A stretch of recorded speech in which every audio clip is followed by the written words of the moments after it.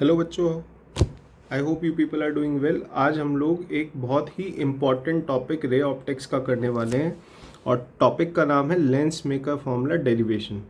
ये डेरिवेशन सबसे ज़्यादा पूछा जाता है बोर्ड के पॉइंट ऑफ व्यू से और even in your pre boards and half yearly exams.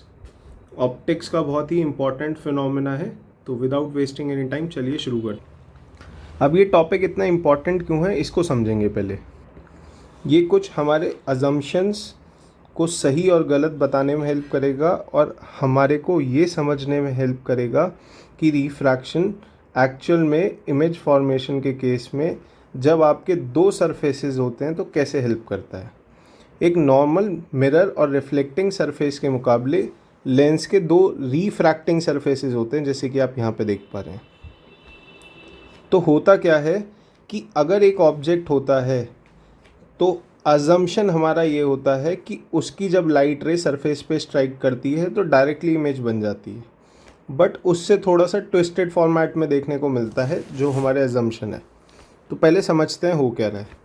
हमने क्या करा, एक ऑब्जेक्ट कंसिडर करा है ओ नाम का और इस ऑब्जेक्ट की लाइट रे सरफेस पे स्ट्राइक कर रही है टूवर्ड्स P1। ठीक है, तो P1 पॉइंट पे या इस सरफेस के ऊपर ये लाइट रे स्ट्राइक कर रही है। तो लाइट रे जा कैसे रही है, वो ऑब्जेक्ट से निकल के स्ट्रेट जाती है। क्योंकि ये फर्स्ट सरफेस है तो इस सरफेस के बेसिस पे कंसिडर ये करा गया कि इसकी इमेज बन रही है eight point I1। But I1 जो पॉइंट है यहाँ पे कोई एक्चुअल में इमेज नहीं बनती। ऐसा क्यों? क्योंकि जो लाइट सोर्स से आ रही है ये सेकंड सरफेस पे जैसे ही स्ट्राइक करेगी यहाँ पे इस जंक्शन पे, तो ये जो इमेज है वो डबल रिफ्रैक्शन करके लाइट रे को बेंड करके यहाँ पे बनाएगी एट पॉइंट I। तो टेक्निकली अगर ऑब्जेक्ट O रखा गया है तो इसकी इमेज I बनती है यहाँ पे। बट अपने कॉन्सेप्ट की क्लैरिटी के लिए हमने ये समझा कि ये एक इमेज बनाएगा I1। अब आप सब जानते हैं फिज़िक्स के अंदर आप जब भी ऑब्जेक्ट और इमेज पोजीशन की बात करते हैं तो इनकी नेमिंग करनी पड़ती है और इनको डिस्टेंस को वैल्यू देना पड़ता है।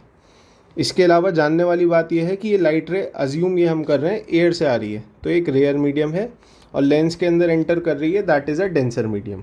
ठीक है, तो अब क्या देखने वाली बात है, ऑब्जेक्ट रखा गया है सेंटर से तो इसका डिस्टेंस कंसिडर करा है u। इसकी इमेज बन रही है एट पॉइंट I, तो इसको कंसिडर करा गया है डिस्टेंस v। क्योंकि दो रिफ्रैक्टिंग और सरफेसेस आपके सामने दिए गए हैं तो इनके रिफ्रैक्शन या R बोल सकते हैं, रेडियस ऑफ कर्वेचर दो बनेंगे R1 एंड R2, कोई दिक्कत नहीं। और ऐसे ही इनके सेंटर ऑफ कर्वेचर दो मिलेंगे। अब हम लोगों ने स्टार्टिंग में कंसिडर करा है कि लाइट रे रिफ्रैक्ट हो रही है for the surface first that is X P1Y। देख पा रहे हैं सब ये वाला। जैसे ही सरफेस से रिफ्रैक्ट होगी तो हमारा अजम्पशन ये होगा कि इसकी इमेज, क्योंकि ये फर्स्ट सरफेस पे स्ट्राइक कर रही है तो I1 पॉइंट पे मिलेगी रेदर देन I, क्योंकि हम सेकंड सरफेस अज्यूम ही नहीं कर रहे हैं। तो हमने पीछे लास्ट वीडियो के अंदर फॉर्मूला सीखा था μ1 upon u minus μ2 upon v equals to μ2 minus μ1 upon r। क्योंकि ऑब्जेक्ट हमारा लेफ्ट हैंड साइड पे है तो radius of curvature right side वाला कंसिडर करते हैं। काफ़ी लोग इस पॉइंट पे हो सकता है कंफ्यूज हो कि आपने जो r कंसिडर करा है that is radius of curvature left वाला क्यों नहीं करा है। ध्यान से देखिएगा, पीछे आपने डेरिवेशन सीखा था तो रेडियस ऑफ कर्वेचर जो कंसिडर करा जाता है वो अपोजिट साइड वाला करा जाता है।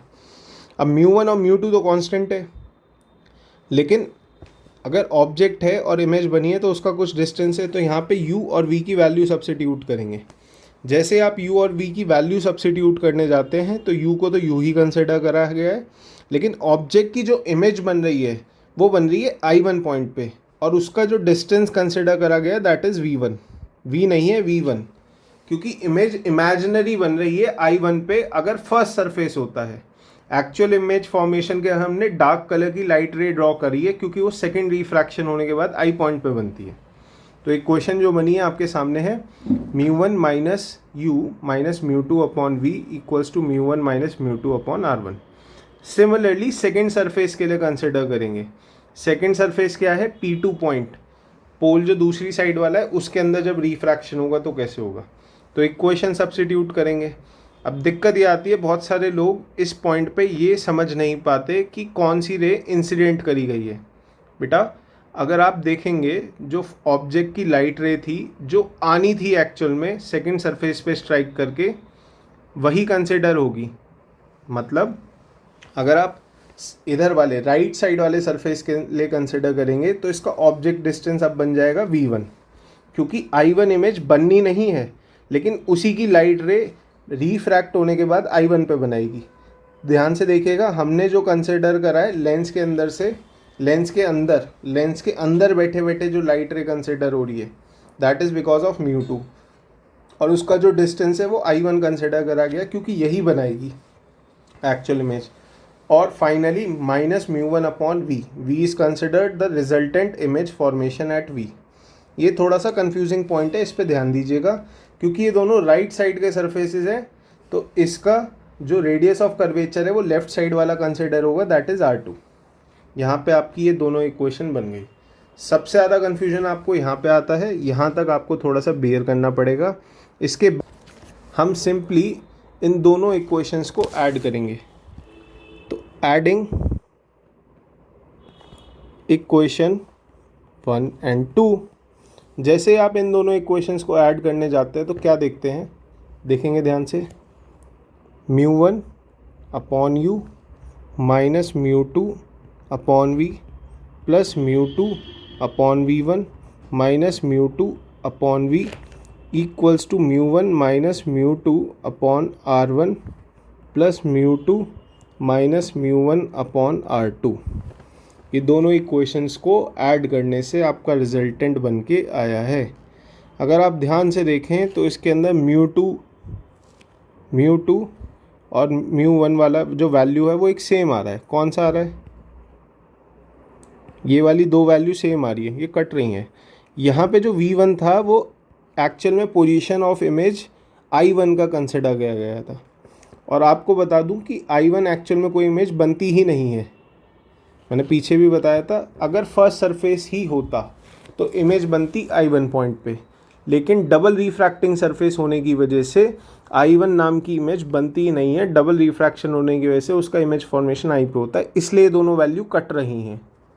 इसके बाद जो बचा हुआ है उसको लिख लेंगे μ1 minus μ1 upon u minus μ2 upon v equals to μ1 minus μ2 upon r1 plus μ2 minus μ1 upon r2। आप कोशिश ये कीजिए कि इन दोनों वैल्यू के अंदर से कुछ कॉमन निकाल लें, but the problem over here is कि दोनों का साइन ही अलग है।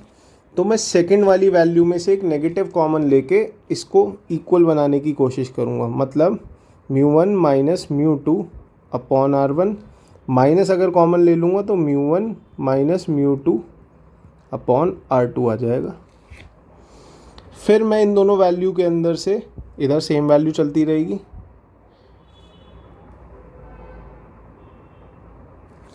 ये μ1 है, पीछे देख लीजिएगा, इधर आ रहा है μ1 कॉमन, ये आ जाएगा 1 upon u minus 1 upon v। इधर वाली वैल्यू में से μ1 माइनस μ2 दोनों में कॉमन ले लेंगे, तो ये बचेगा 1 upon r1 minus 1 upon r2, कोई दिक्कत नहीं है। इधर बच रहा है μ1 1 upon u minus 1 upon v। इसके बाद आप इस वाले μ1 को दूसरी साइड लेके चले जाएंगे, तो आ जाएगा μ1 अपॉन μ1 माइनस μ2 अपॉन μ1, दोनों के डिवाइड में चला जाएगा वैल्यू। इधर आएगा 1 upon r1 minus 1 upon r2 equals to 1 upon u minus 1 upon v।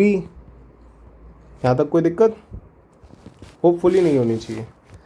अगर आप देखेंगे आ जाएगा 1 माइनस μ2 अपॉन μ1, क्योंकि μ1 से μ1 कट जाएगा।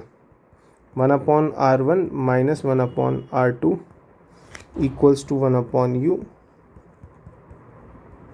यहाँ तक अगर आप पहुँच चुके हैं तो आपने 90% क्वेश्चन को सॉल्व कर लिया है। तो इस इक्वेशन को ध्यान से देखेंगे। अब आप क्या कर सकते हैं, μ2 अपॉन μ1 जो डिनोट करता है वो रेशो बताता है म्यू का। Refractive index of second medium और फर्स्ट मीडियम, तो इसको लिख सकते हैं 1/u minus 1/v equals to 1 minus 1/μ2, यहाँ 1 था, 1/r1 माइनस 1/r2। आप क्या कीजिए, नेगेटिव से दोनों पूरी इक्वेशन को नेगेटिव से मल्टीप्लाई कीजिए। ऐसा क्यों? क्योंकि अगर आप देखें ये u और v का रिलेशन माइनस में आ रहा है, और अगर आप lens maker formula lens formula समझते हो तो v माइनस यू होता है। तो multiply by negative on both sides. जैसे आप दोनों साइड करेंगे तो क्या देखने को मिलेगा, ये हो जाएगा 1/v minus 1/u equals to minus first वाले ब्रैकेट में ही जाएगा, तो हो जाएगा 1/μ2 माइनस 1/r1 माइनस 1/r2। किसी भी लेंस पे जो रेज आती हैं वो इनफाइनाइट डिस्टेंस से आती हैं, और कॉन्वेक्स के केस में तो देखेंगे आप कन्वर्ज करके एक पॉइंट पे कर देती हैं। तो हम इस केस में ऑब्जेक्ट को एट इन्फिनिटी रख रहे हैं, और इसकी जो इमेज बन रही है एट फोकस बन रही है, फोकस पे ही बनती है। तो इसको फॉलो करते हुए u जो हो जाएगा वो तो इन्फिनिटी हो जाएगा, और v जो हो जाएगा वो इक्वल टू f हो जाएगा। तो अगर आप वैल्यू रखेंगे तो 1/f minus 1/infinity equals to 1/μ2 minus 1/r1 minus 1/r2। और हम सब जानते हैं 1/infinity होता है 0, तो यहाँ जाएगा 1/f इक्वल्स टू 1/μ2 या mu minus 1/r1 minus 1/r2। ये आपका हो चुका है लेंस मेकर फॉर्मूला।